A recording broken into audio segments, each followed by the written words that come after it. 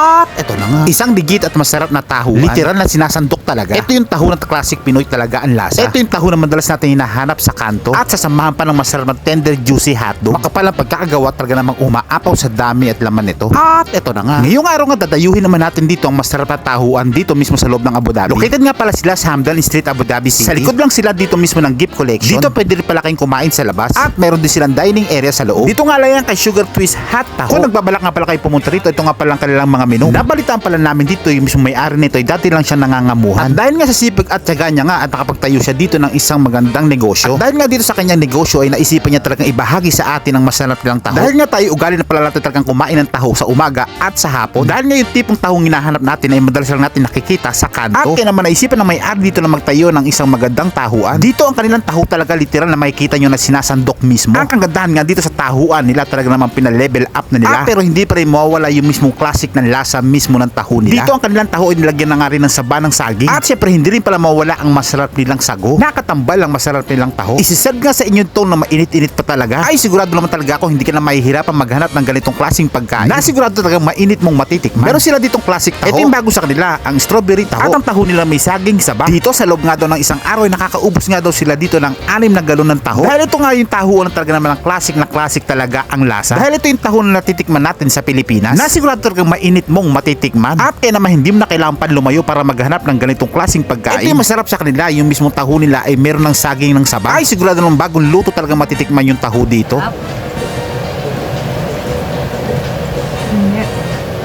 Mainit talaga. Dito meron din pa silang tinitinda ng masarap na tender juicy hotdog sandwich na pwede nyong ipare sa masarap nilang taho. At yung kanilang tender juicy hotdog sandwich ay hindi rin pala tinipid sa dami ng laman nito. Makapal na ang pagkakagawa, talaga naman sulit mo tong matitikman. Ay dahil nga sa laki at dami ng laman nito. At kaya naman hanggang dito na lang ay siya tapos na.